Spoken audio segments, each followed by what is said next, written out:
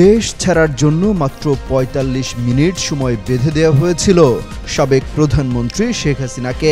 তখন বলা হচ্ছিল ছাত্র জনতা যেভাবে ঢাকামুখী হচ্ছে তাতে গণভবন ঘেরাও করতে তাদের সময় লাগবে সর্বোচ্চ ৪৫ মিনিট। আর এই ৪৫ মিনিটই দেশ ছাড়ার জন্য সময় পাবেন। এরপর তড়িঘড়ি লাগেজ গুছিয়ে হেলিকপ্টারে ভারত চলে যান শেখ হাসিনা।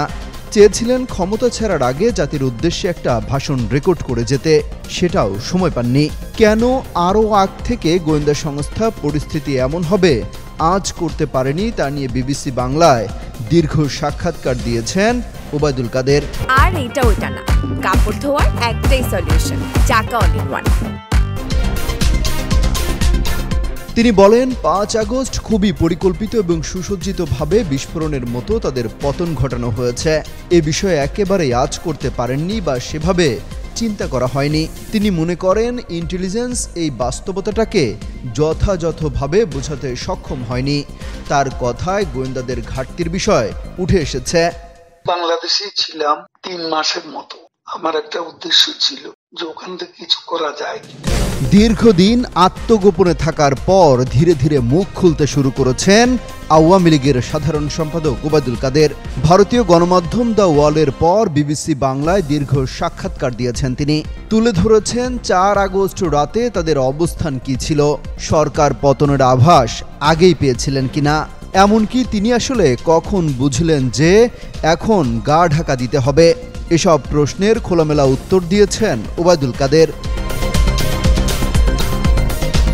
বিবিসি বাংলার সঙ্গে এক সাক্ষাৎকারে কাদের এখনও বাংলাদেশে কার্যত নিষিদ্ধ আওয়ামী লীগের সাধারণ সম্পাদক থাকার কথা দাবি করেছেন। বর্তমানে তিনি ভারতের কলকাতায় অবস্থান করছেন, সেখানে থেকেই মুখ খুলেছেন তিনি। জানিয়েছেন জুলাই গণঅভ্যুত্থানে আওয়ামী লীগের শাসনের পতনের ৩ মাস তিনি বাসা বদল করে আত্মগোপনে ছিলেন। শেষ পর্যন্ত ৩ মাস পর গত বছরের নভেম্বরে তিনি নিরাপদে দেশ ছেড়ে গেছেন। ওবায়দুল কাদের বলেছেন তারা যখন দেশে এসে রাজনৈতিক কর্মকাণ্ড চালানোর পরিবেশ পাবেন তখন ক্ষমা চাওয়া, ভুল স্বীকার করা বা অনুশোচনার বিষয় আসবে। ছাত্রদের সেই আন্দোলনে নিজেদের কিছু ভুল এবং পরিস্থিতি নিয়ে তাদের মধ্যেও আলোচনা রয়েছে বলে উল্লেখ করেছেন তিনি। একই সঙ্গে তিনি বলেছেন তাদের সরকারের পতনের আন্দোলনকে গণ উত্থান বলা সঠিক হবে না, এতে উত্থান হয়েছে সাম্প্রদায়িক শক্তির। অথচ শেখ হাসিনার শাসনের পতনের আগের দিন পর্যন্ত প্রায় প্রতিদিনই সংবাদ সম্মেলন করে দল ও সরকারের পক্ষে বক্তব্য তুলে ধরতেন ওবায়দুল কাদের। আন্দোলন দমনে আওয়ামী লীগ ছাত্রলীগকে মাঠে নামানোর প্রশ্নে তিনি বলেন সে সময়ের বক্তব্য উত্তেজনা বাড়িয়েছিল বলে অভিযোগ রয়েছে। আওয়ামী লীগের ভেতরেও তাকে ঘিরে ছিল নানা আলোচনা সমালোচনা। তার মতে সরকার পতনের আভাস আগেই পেয়েছিলেন, তবে এটা নিয়ে নানা জনের নানা অভিমত ছিল। এটা আসলে কি ধরনের পরিস্থিতি সৃষ্টি করেছে সেটা নিয়ে আইনশৃঙ্খলা বাহিনী, সেনাবাহিনী, তারপরে সিভিল ব্যুরোক্রেসি, পার্টির এমপি, মিনিস্টার অনেকেই ছিলেন। এই ধরনের বিষয়ে আলোচনা হয়েছিল।